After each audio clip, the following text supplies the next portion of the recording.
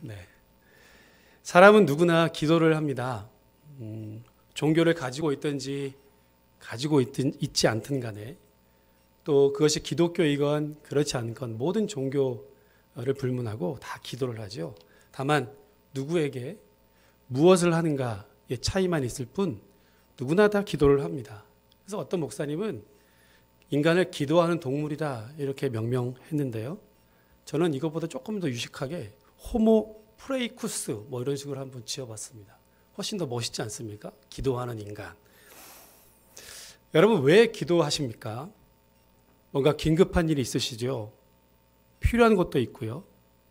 답답해서 어디 하소연할 데가 없어서 우리의 간절한 마음을 넋두리처럼 쏟아 놓을 때도 있습니다.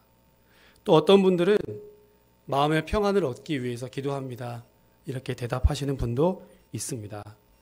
물론 이것 하나하나가 다 틀린 것은 아닙니다만 아예 기도를 안 하는 것보다는 훨씬 낫겠지만 기도는 이 모든 것들을 다 합해서도 훨씬 더 큰 의미와 내용을 가지고 있습니다. 외국 사람들이 한국에 와서 놀라는 것 중에 하나가 바로 이 기도인데요. 특히 교회를 다니는 사람들은 한국 오면 철야 예배를 가고 싶다. 찬양 집회를 좀 데려가 달라. 새벽 기도가 어떤지 궁금하다. 이런 얘기들을 많이 해요. 실제로 모셔가면 큰 공간에서 그렇게 많은 사람들이 모여서 함께 찬양하고 예배드리고 주여 하고 부르짖고 기도하는 것을 굉장히 놀랍게 여깁니다. 아마도 우리나라 사람들 정서 중에는 이와 같이 기도하는 심성들이 기본적으로 있는 것 같습니다. 그래서 그런지요, 여전히 무병장수, 부귀영화, 소원 성취를 희구하는 일반 종교의 기도 내용이 우리 그리스도인들의 기도 내용 속에도 그대로 자리 잡고 있음을 인정하지 않을 수가 없죠. 그런데 우리 기독교에서 드리는 기도는 기도자의 필요가 먼저 아니라 섬기는 하나님의 뜻과 그 나라와 영광을 위한 것이 우선이 되어야 할 줄로 믿습니다. 오늘 이것을 회복하라고 오늘 우리에게 기도를 주님께서 가르쳐 주셨습니다. 오늘 읽은 말씀은요, 예수님의 비유입니다. 어느 날 한밤중에 친구가 문을 급하게 두들깁니다. 자기 집에 친구가 왔는데 들이닥쳤는데 대접할 것이 하나도 없어서 떡을 좀 빌려달라는 겁니다. 그러자 안에서 소리가 들렸어요. 문도 열지 않고요. 아니 지금 시간이 몇 시인데 무례하게 이렇게 밤중에 찾아와서 문을 두들기고 있는가? 아무리 친구라도 너무하지 않는가? 거절하는 것처럼 그렇게 들렸는데요. 그런데 이 친구가 이 요구를 들어주었습니다. 여러분 8절 말씀을 같이 한번 읽어보도록 하겠습니다. 8절이요. 시작. 내가 너희에게 말하노니 비록 벗됨으로 인하여서는 일어나서 주지 아니할지라도 그 간청함을 인하여 일어나 그 요구대로 주리라. 아멘. 그럼 무슨 말씀입니까? 내가 친구라서 빌려주는 게 아니다. 하도 당신이 간청을 하니까 귀찮아서 하도 졸라대니까 주는 거네 이 말입니다. 그렇죠? 간청함을 인하여 그 요구대로 주리라. 그러면서 예수님께서 이어서 말씀하셨어요. 구해라, 찾아라, 두드려라. 구하는 이마다 받을 것이요, 찾는 이마다 찾아낼 것이요, 두드리는 이에게는 열릴 것이다 말씀하셨습니다. 그래서 아무리 그 뒤에 계속 이어서요. 아무리 악한 부모라도 자식이 떡을 달라는데 돌을 줄 부모가 어디가 있겠는가? 계란을 달라고 하는데 전갈을, 뱀을 집어줄 부모가 세상에 어디 있겠는가? 이렇게 예수님 말씀하셨어요.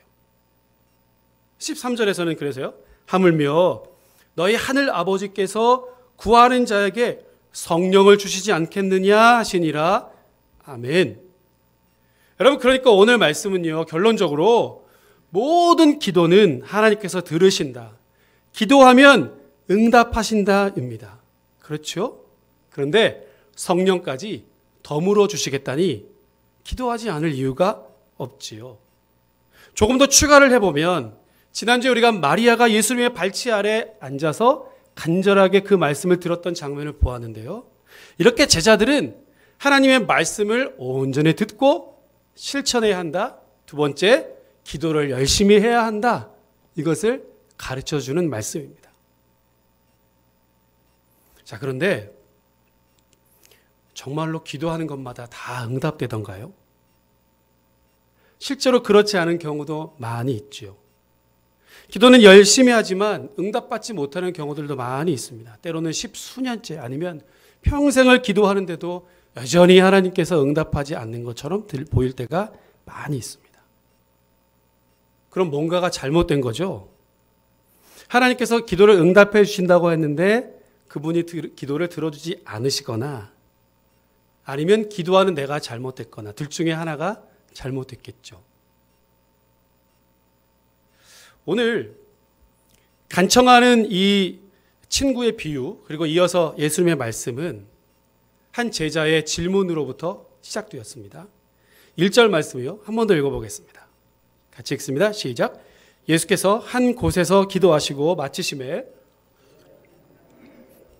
주여 요한이 자기 제자들에게 기도를 가르친 것과 같이 우리에게도 가르쳐 주옵소서. 아멘.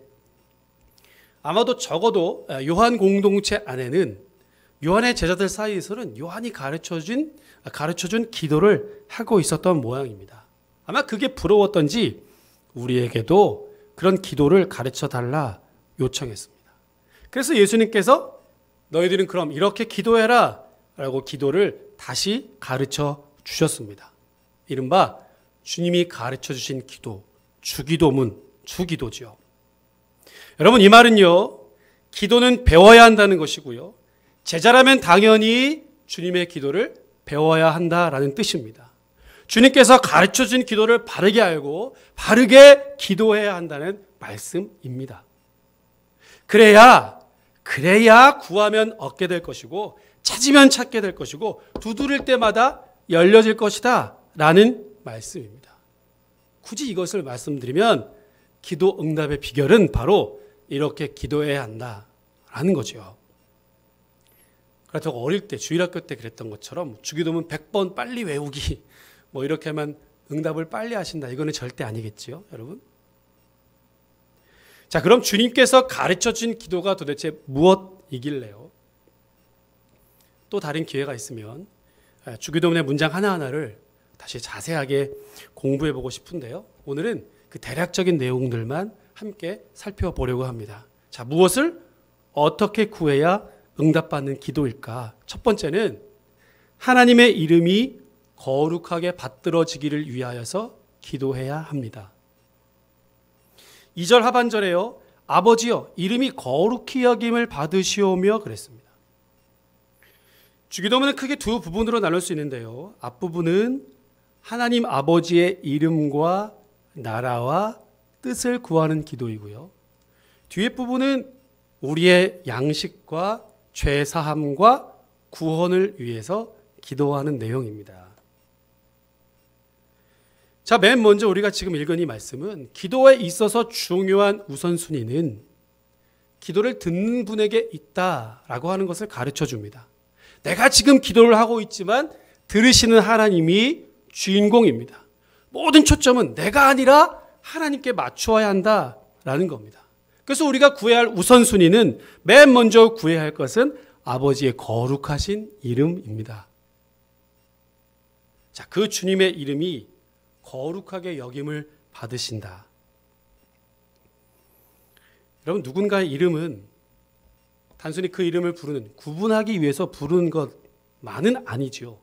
누군가 내 이름을 이렇게 지어 주었다라고 한다면 그 이름처럼 살면 좋겠다 하는 부모님의 그리고 할아버지 할머니의 그런 간절한 마음이 있겠죠. 분명한 의도가 있습니다. 그래서 이름 속에는 그 사람의 인격과 그 사람이 이렇게 살아갔으면 좋겠다라고 하는 모든 바람들이 들어있지요. 마찬가지로 하나님의 이름에도 그의 모든 성품과 캐릭터가 다 들어가 있습니다.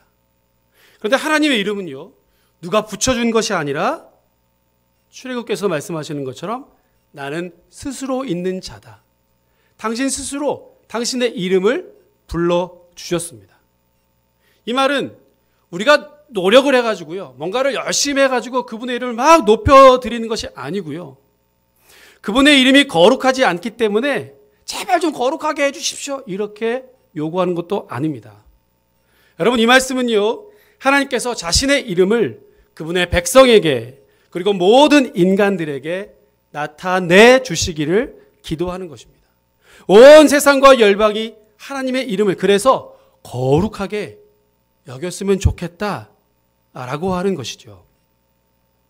그러면 하나님께서 자신의 이름을 거룩하게 하시면 우리에게는 어떤 이득이 있을까요? 잘 아시는 시편 8편은요, 여호와 우리 주여 주의 이름이 온 땅에 어찌 그리 아름다워, 이런 고백 아시죠, 여러분? 창조시입니다. 사람이 무엇이 간데 인자가 무엇이 간데 그를 하나님보다 못하게 하셨고 영어와 존귀로 관을 씌우셨다, 이렇게 고백합니다. 여러분, 그러니까요, 우리가 존귀한 존재가 되었는데 그것은 우리 스스로가 우리가 스스로 이름을 드러냄으로써가 아니라 하나님께서 자신의 이름을 존귀하게 거룩하게 하심으로 인하여서 우리도 보배롭고 존귀하게 된다, 이 말입니다. 모든 창조물보다 사람은 으뜸이고요, 하나님보다는 아래 두었다고 시편 8편이 고백했죠. 그가 우리를 존귀하게 여기심으로 인하여서 우리가 존귀하게 되는 겁니다. 엄청난 은혜가 우리에게 있습니다. 또 시편 23편 보세요. 자기의 이름을 위하여 의의 길로 인도하신다 그랬고요. 109편에서도요, 주의 이름을 인하여 나를 선대하소서, 이렇게 고백합니다. 그러니까 하나님께서 자신의 이름을 거룩하게 하셔서 우리의 모든 삶을 지도하시고 우리의 생각과 말과 모든 행동을 주장하신다라는 겁니다. 자, 여러분, 그러니 우리의 기도는 하나님의 이름이 거룩하게 여김을 받으시도록 바뀌어져야 합니다. 이것이 우리의 첫 번째 관심사가 되어야 합니다. 그러면 나의 삶도 덩달아서 존귀하게 여김을 받게 되고요, 그 존귀하신 주님께서, 존귀하게 여김을 받으신 주님께서 우리의 모든 삶을 인도해 가신다라는 것입니다. 하나님을 위해서 기도했더니 이 모든 은혜가 나에게도 돌아옵니다. 이것이 어찌 은혜가 아닐 수 있겠냐, 이 말씀입니다. 두 번째요, 하나님의 나라가 이 땅에 이루어지기를 위해서 기도하십시오. 나라가 임하시오며, 마태복음에서는 아버지의 나라가 오게 하시며 그랬죠. 두 번째 구할 것은 그의 나라입니다. 우리가 앞에서 하나님의 이름은 그의 백성을 구원하시고 그들의 전 삶을 인도하실 때에 거룩히 여김을 받으신다 그랬죠. 그런데 이와 같은 일들은 당신의 나라를 이 땅 가운데 오게 하심으로 이 세상에 그의 나라가 펼쳐짐을 통하여서 이루게 됩니다. 이때 나라는 우리가 일반적으로 생각하는 그런 민주주의 국가, 이런 개념이 아니라 왕국, 킹덤입니다. 즉 하나님께서 다스리시는 국가, 하나님이 왕처럼 통치하시고 그분이 왕이 되셔서 이 땅을 다스린다라는 개념입니다. 그럼 어떻게 다스리는가? 먼저는 그의 말씀을 통해서, 그리고 내면적으로는 성령을 통해서 다스리십니다. 그리고 우리는 그의 말씀에 자발적인 순종을 통하여서 그 말씀을 온전히 따라감으로 이 하나님의 나라는 이루어지게 됩니다. 하나님의 나라는 영토의 개념이 아니라, 어디 위치에는 땅의 개념이 아니라 그의 다스림과 통치를 받는 모든 곳이 다 하나님의 나라입니다. 어디든 상관없고요, 시대도 초월하고 장소를 초월합니다. 하나님 말씀과 성령으로 다스리시는 곳, 하나님을 인정해드리고 순종하는 그 자리가 하나님의 나라입니다. 따라서 하나님의 나라가 임하게 해달라라고 하는 기도는 본성적으로 악한 내 모든 것들은 다 내려놓고 그 통치를 거절하려고 하는 내 못된 자아들은 다 내려놓아지고 오직 말씀과 성령으로 나를 다스려달라라고 하는 그런 기도입니다. 말씀에 순종하겠습니다 라고 하는 기도가 하나님의 나라가 임하게 해주십시오, 이런 기도입니다. 세 번째, 하나님의 뜻이 하늘에서 이루어진 것처럼 나의 삶의 자리에도 이루어지도록 기도하라, 우리 주님 말씀해 주셨습니다. 이 구절은 기도의 본질이 무엇인지를 분명하게 우리에게 보여주고 있습니다. 기도는 내 뜻을, 우리의 생각을 관철시키는 것이 아니라 무슨 결제 서류 받듯이 막 가지고 가는 것이 아니라 오히려 반대로 하나님의 우리의 뜻은 다 포기하고 하나님의 뜻이 온전히 이 땅 가운데 이루어지도록, 그의 뜻이 내 삶 가운데 구현되도록 그렇게 기도하라는 말입니다. 하나님의 백성이 그 통치 아래 살겠다고 기도하면서 정작 자기의 삶에는 자신의 뜻을 계속적으로 고집하고 있다면 앞뒤가 맞지 않겠죠. 이스라엘 백성들이 그랬어요. 고통 속에서 간절하게 자신들을 다스릴 왕을 구했습니다. 그래서 하나님께서 왕을 보내주셨잖아요. 그러나 알아보지 못하고 인정하지 못하고 결국 십자가에 그 왕을 달게 했습니다. 그들은 자기들이 원하는 왕이 아니라 정치적으로 통일하고 로마 군사들을 싹 몰아내고 자기들을 정치적으로 구원할 왕을 기다렸지, 하나님께서 기뻐하시는 왕을 기다린 것은 아니었다. 완전히 정반대를 구한 것입니다. 그러니까 이 세 번째 간구는 두 번째 간구와 연결되어져 있습니다. 하나님은 당신의 뜻을 당신께서 보내신 왕을 통해서 이루어 가신다. 따라서 우리가 그의 계시된 말씀과, 즉 성경에 자발적으로 순종하는 것은 그의 뜻이 이 땅 가운데 이루어지도록 하는 그런 출발점이 된다라는 겁니다. 하늘의 뜻이 이루어지기를 소원합니다. 우리가 이렇게 기도할 때 나로 하여금 하나님의 뜻을 알게 하시고 그 뜻을 분별하고 행할 수 있는 능력과 믿음과 용기를 주십시오 라고 하는 기도입니다. 네 번째요. 이 기도는 내일이 아니라 오늘의 일용할 양식을 위해서 기도하는 것입니다. 3절에 한번 읽어보실까요, 여러분? 3절이요. 시작. 우리에게 날마다 일용할 양식을 주시옵고 아멘. 이제부터 세 번째 후반부는 우리를 위한 간구입니다. 그 첫 번째가 바로 먹을 것입니다. 먹는 즐거움이 얼마나 큽니까, 여러분?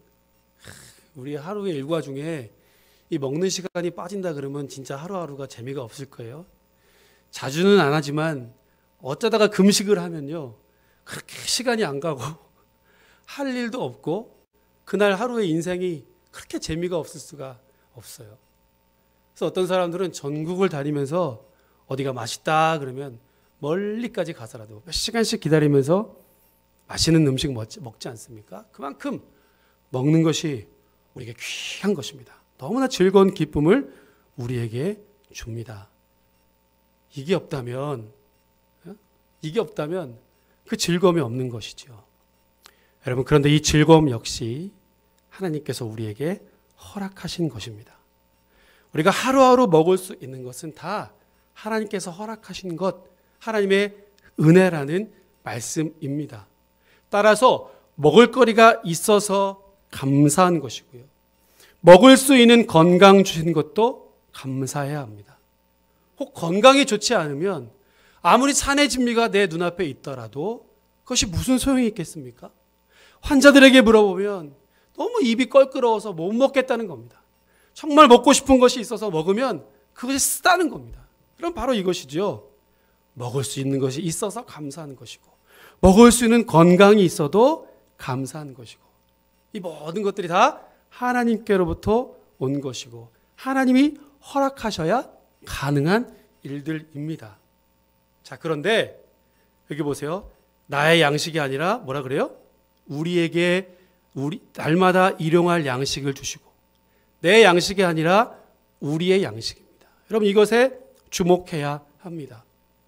이 말은 내 기도가 내 자신만을 위해서 무언가 얻기, 나만을 위해서 얻으려고 하는 세상 사람들의 일반적인 기도와는 구별되어야 한다라는 겁니다. 소원 성취, 무병장수, 부귀영화는 다 나를 위한 것들이죠. 그러나 이 하나님의 백성들은 자기만을 위해서 구하지 않아야 한다라는 말씀입니다. 또 다른 하나님의 백성들, 교회와 공동체로 부르신, 그리고 그리스도 안에서 지체된 형제, 자매의 일용할 양식을 위해서 함께 구해야 한다라는 말씀입니다. 그래서 구약성경 곳곳에서 고아와 과부와 이방인과 가난한 사람들을 도와주라. 그리고 이 정신들이 신약에도 그대로 이어져 있음을 여러분 기억해야 할 것입니다. 또 우리가 이 기도에서 기억할 것은요, 일용할 양식입니다. 하루에 필요한 그날 마치 구약의 만나처럼 말입니다.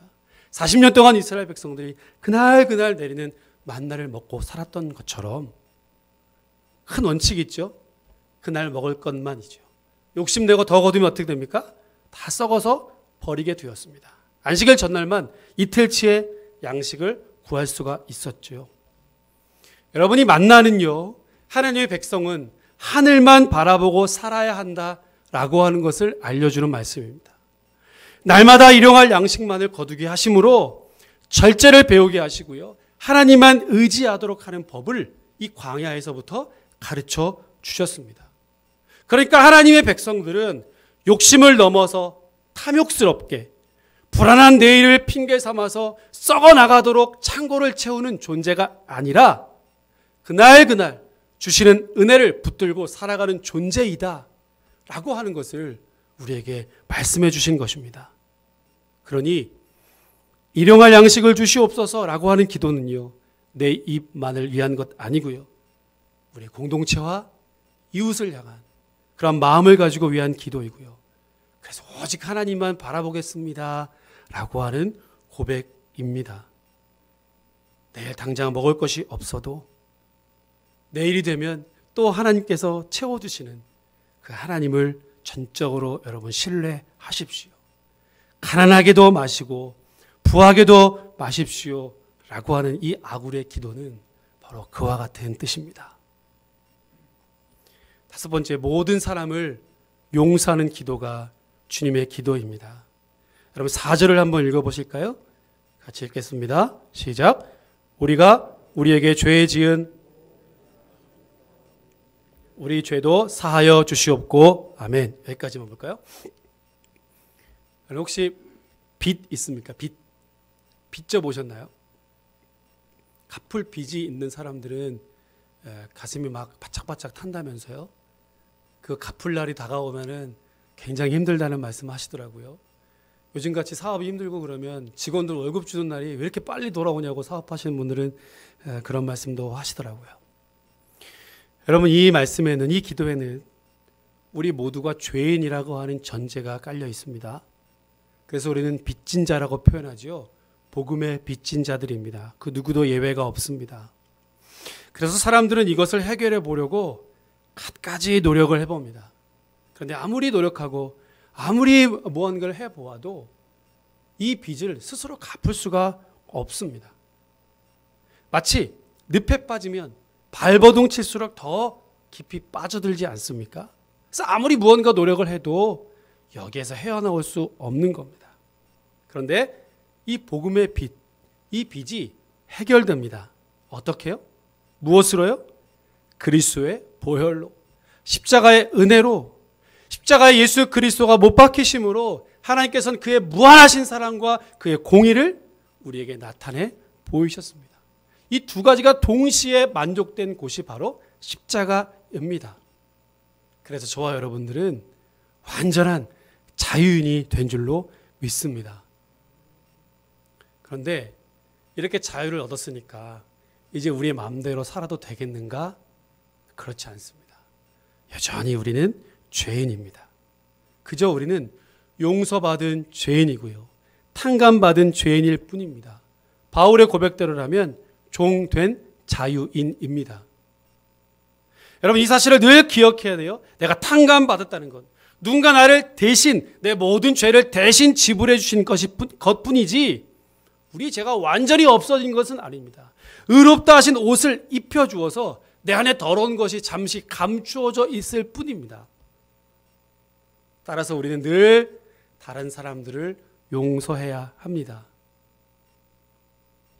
예수님의 비유처럼요, 우리는 1만 달란트 탕감받은 사람이니까요. 100데나리온이라도 빚진 자가 있다면 언제든지 누구라도 마땅히 용서해주고 탕감해 주어야 합니다. 내가 탕감받은 금액이 1만 달란트라니까요. 여러분 기억하십니까? 달란트 하나 20년 정도 일해야 받을 수 있는 돈입니다. 그게 1만이랍니다. 어느 정도인가요, 여러분? 집에 가서 한번 계산해 보세요. 저는 도저히 계산이 안 되더라고요. 내가 용서받은 사람이라면 용서하지 못할 사람이 없는 거죠. 하나님께서 그 사람도 용서하셨다면 내 따위가 감히 누군가를 정죄하고 판단할 수 있겠냐? 이 말입니다. 그래서 이웃을, 형제를 용서하고 용납함으로 내가 죄사함 받았다. 1만 달란트 빚진 탕감받은 사람이라고 하는 것을 내 이웃과 형제를 용서하는 것을 통해서 증명해 보여라 라는 말씀입니다. 마지막 6번째로요. 시험에 들지 않도록 기도해야 합니다. 4절 끝부분은 우리를 시험에 들게 하지 마시옵소서 기도합니다. 하나님도 인간을 시험하시지요. 그런데 이때 시험은요, 그의 믿음과 신앙을 점검하고 자질을 확인하는 것입니다. 그러니까 하나님께 시험을 당한다라고 하는 것은 오히려 기뻐해야 할 일입니다. 이것을 통해서 내 믿음과 신앙이 더 성숙할 수 있기 때문에 그렇죠. 아브라함에게 그 독자 아들 이삭을 바치라 한 것이 대표적인 하나님의 시험입니다. 그런데 반면에 사탄의 시험은 어떤가요? 넘어뜨리고 쓰러뜨리고 어떻게든 하나님과 관계를 멀리하고 어떻게든 지옥으로 떨어뜨리게 하는 데에 사탄의 시험의 목적은 있지요. 그러니 여러분 우리의 기도는 시험에 빠지지 않게 해주십시오. 이 기도는요. 어떠한 시험도 만나게 해주지 말아달라 이런 것이 아니라 오히려 하나님께서 나를 시험하실 때는 감사함으로 내가 이것을 통해서 더 깊은 더 위대한 신앙인으로 성숙하고 성장할 수 있기에 오히려 감사하고 기쁨으로 받아야 합니다. 또한 사탄이 주는 어떠한 시험에도 빠지지 않도록 나에게 힘 주시고 용기 주시고 이것을 어떻게든 피를 흘리면서까지 내 생명을 걸고라도 싸워서 이기고 싶습니다. 라고 하는 고백으로 하나님께 기도해야 합니다. 하이델베르크 요리문답 127문에서요. 주기도문을 설명하면서 이 구절을 이렇게 해석했습니다. 우리 자신만으로는 너무나 연약하여 우리는 한순간도 스스로 설 수 없사오며 우리의 불구대천의 원수인 마귀와 그럼 불구대천의 원수란 말 많이 쓰는데 무슨 뜻인지 아십니까? 제가 한번 찾아봤는데요. 불구대천. 그러니까 이 원수랑 같은 하늘을 이고 있을 수 없다 이런 뜻이더라고요. 하늘 아래 같이 있을 수 없는 원수 마귀 이런 뜻입니다. 불구대천의 원수인 마귀와 세상과 우리의 육신은 끊임없이 우리를 공격하나이다. 그러므로 주의 성령의 힘으로 우리를 친히 붙드시고 강하게 하셔서 우리가 이 영적인 전쟁에서 패하여 거꾸러지지 않고 마침내 완전한 승리를 얻을 때까지 우리의 원수에게 항상 굳세게 대항하게 하시옵소서. 주의 성령의 힘으로 나를 붙잡아 주셔서 이 영적인 전쟁에서 패하지 않고 거꾸러지고 넘어지지 않고 완전히 마침내 승리할 때까지 항상 굳세게 나를 붙잡아 달라. 그러지 않으면 한순간도 살 수 없고 단 하루도 살 수 없어서 나는 주 앞에 기도할 수밖에 없습니다. 이렇게 고백하는 것이 주님께서 우리에게 가르쳐신 기도의 마지막 부분입니다. 이혜인 수녀가요.